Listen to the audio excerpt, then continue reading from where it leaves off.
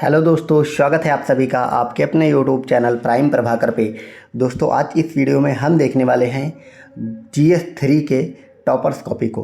और आपको पता है, मैं आपको टॉपर्स कॉपी के माध्यम से आंसर राइटिंग की क्लास करवा रहा हूं। इससे पहले मैंने आपको GS1 और GS2 के आंसर्स को 20-20 आंसर्स को ऑलरेडी दो वीडियो मतलब 8 वीडियोस के माध्यम से कवर कर लिया। एक वीडियो में मैं आपको 5 प्रश्न कराता हूं, ठीक है। तो ये जो कॉपी है ये GS3 की है और ये है आपकी माधव उपाध्याय जिनकी की 2023 में रैंक 10 आई थी, ठीक है। तो रैंक 10 आई थी। ये आपको पता है, टॉप 10 वाले जो होते हैं बहुत मैं आपको टॉप 10 वालों को ही लगभग कॉपियाँ करा रहा हूँ ताकि आप समझें कि टॉपर्स लोग कैसे आंसर लिखते थे। तो उसमें GS3 में चूँकि इतने सारे सब्जेक्ट होते हैं तो बहुत कन्फ्यूजन रहती है कि कैसे कौन सा सब्जेक्ट तैयार करें, कैसे क्या करें, ठीक है। तो उसी को देखते हुए हमने कहा GS3 के टॉपर्स कॉपी आपको कराई है। बाकी इन सब की PDF मैंने ऑलरेडी अपने टेलीग्राम चैनल पर दे रखी है, तो आप सब टेलीग्राम चैनल से जुड़ जाएँ। वहाँ पे मैंने डाल दी है कॉपियाँ टॉपर्स की, बहुत सारी कॉपियाँ, मतलब लगभग के आसपास 14-15 कॉपियाँ डाल दी हैं हर एक सब्जेक्ट की। तो जा करके आप उसे देखें, ठीक है। तो चलिए अब शुरुआत करते हैं। हमारा जो पहला क्वेश्चन है वो ये है कि भारतीय अर्थव्यवस्था पर वैश्वीकरण के प्रभावों का समालोचनात्मक वर्णन करना है आपको, ठीक है। तो वैश्वीकरण के प्रभाव भारतीय अर्थव्यवस्था पर क्या पड़े उसका समालोचनात्मक वर्णन आपको करना है।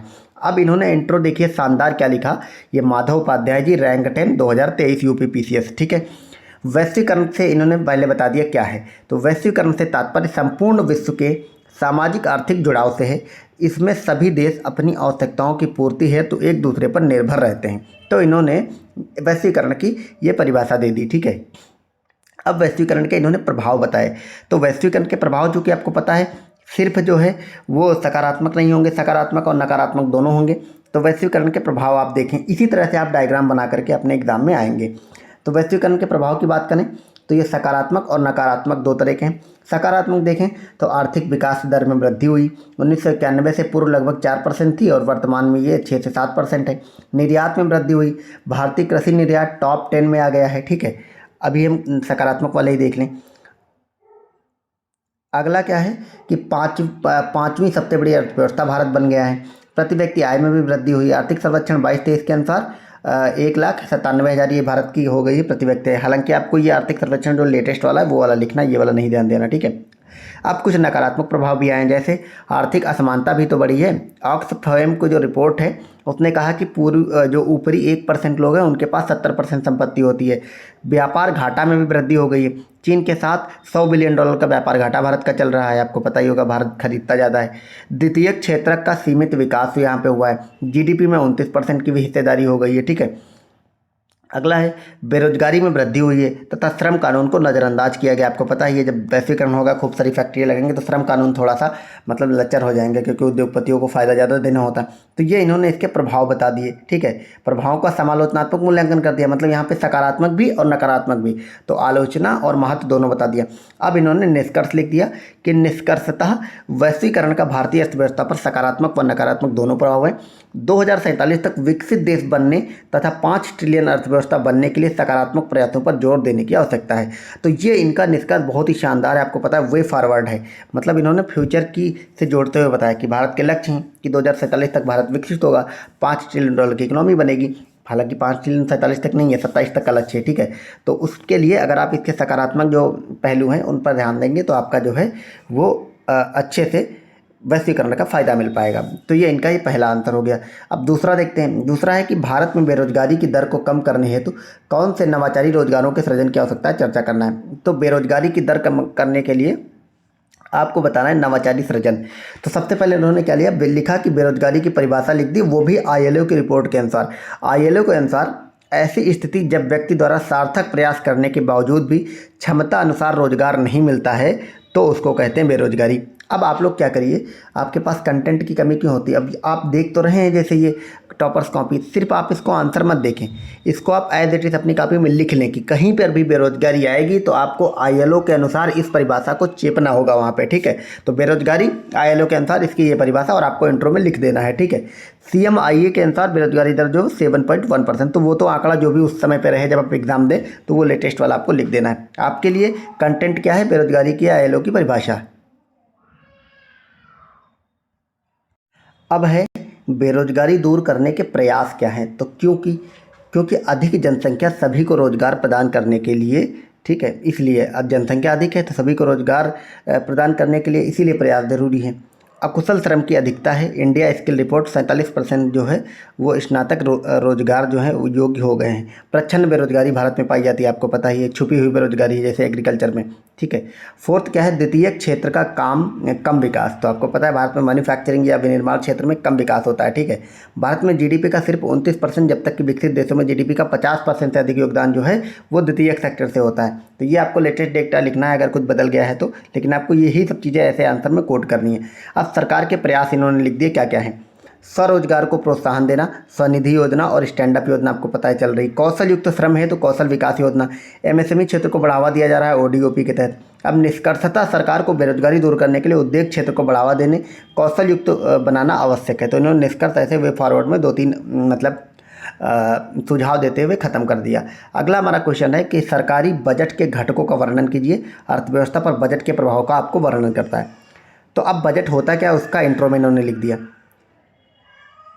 सरकार के एक वित्तीय वर्ष के कुल आय व्यय का विवरण जो होता है वो बजट कहलाता है। सरकार के एक वित्तीय वर्ष के कुल आय व्यय का विवरण बजट कहलाता है, जिसे संविधान का अनुच्छेद 112 के अंतर्गत 6 वार्षिक वित्तीय विवरण के नाम से प्रस्तुत किया जाता है। तो अनुच्छेद वगैरह का भी ऐसे इसमें जिक्र करना है, ठीक है।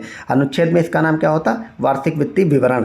और 6 वार्षिक विवरण जो यहाँ पे 6 नहीं लिखा, ये कॉमा लगा हुआ है।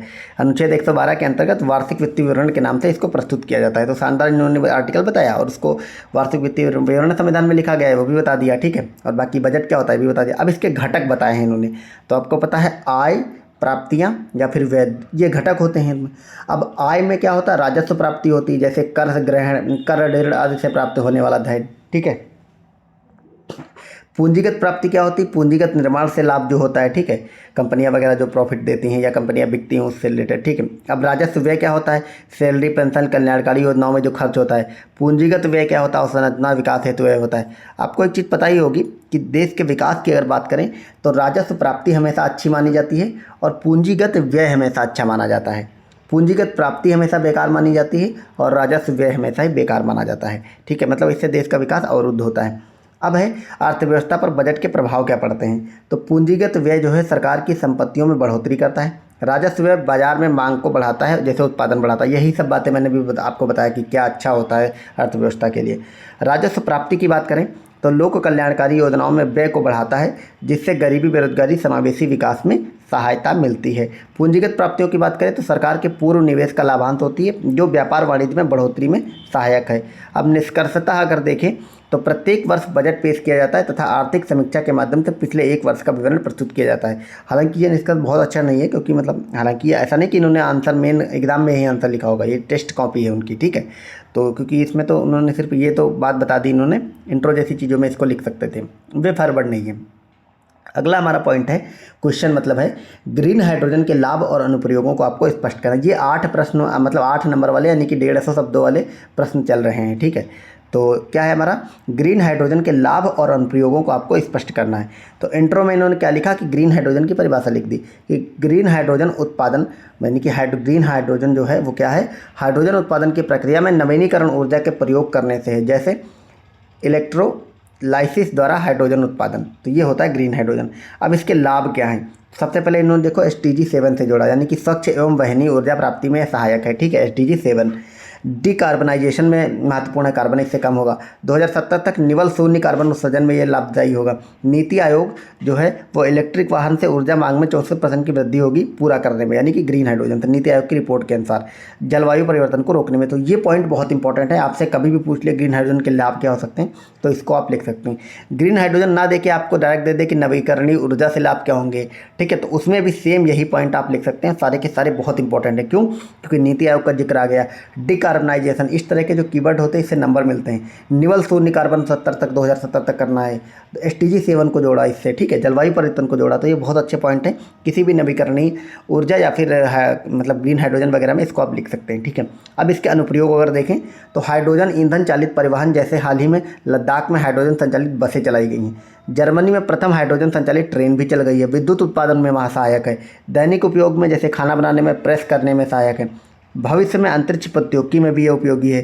तो ये सारे इसके अनुप्रयोग हैं। अब अगर निष्कर्ष देखें तो निष्कर्षतः ग्रीन हाइड्रोजन स्वच्छ एवं वहनीय ऊर्जा के एक विकल्प के रूप में उपलब्ध है, परंतु तकनीकी समस्या, उच्च लागत, वित्त की समस्या जैसी चुनौतियां विद्यमान हैं, जिन्हें पीपीपी, आर&डी, तो पीपीपी आपको पता है public private partnership, R and D research and development, विकास व अंतर्राष्ट्रीय सहयोग से इसको हल किया जा सकता है। तो ये वे फॉरवर्ड निष्कर्ष है, मतलब ठीक ठाक निष्कर्ष है। ठीक है, अगला हमारा क्वेश्चन है 5 नंबर क्वेश्चन और आज का अंतिम प्रश्न। तो ये है कि सार्वजनिक वितरण प्रणाली, आपको पता है जो पीडीएस हमारा है, के उद्देश्यों को आपको स्पष्ट कर उद्देश्यों को वर्णन करते हुए इसके क्रियान्वयन में आने वाली विभिन्न समस्याओं की विवेचना आपको करनी है। ठीक है दोस्तों, मैं अभी आपको एक वीडियो प्रोवाइड कराऊंगा, मतलब कल आपको वो वीडियो मिल जाएगी। उसमें मैं आपको बताऊंगा ये जितने भी टेल वर्ड होते हैं उसमें आपको खासकर किन चीज़ों का ध्यान रखना होता है, किन चीज़ों को जरूर शामिल करना होता है और किन चीज़ों को शामिल नहीं करना होता। Tell word in the sense ये जैसे विवेचना करना हो गया, व्याख्या करना हो गया, और जैसे अलग अलग जो भी वर्ड होते हैं, समालोचना, ठीक है, डिस्क्राइब करना, मतलब जो भी जितने भी लगभग 12-13 जो भी टेल वर्ड होते हैं उन सभी के बारे में कंप्लीट एनालिसिस मैं आपको देने वाला हूँ।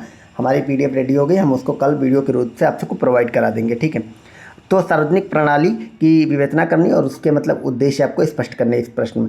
तो सार्वजनिक वितरण प्रणाली से तात्पर्य खाद्य सुरक्षा सुनिश्चित करने हेतु लक्षित व लाभार्थी को अनाज की सहज एवं वहनीय पहुंच सुनिश्चित करना है।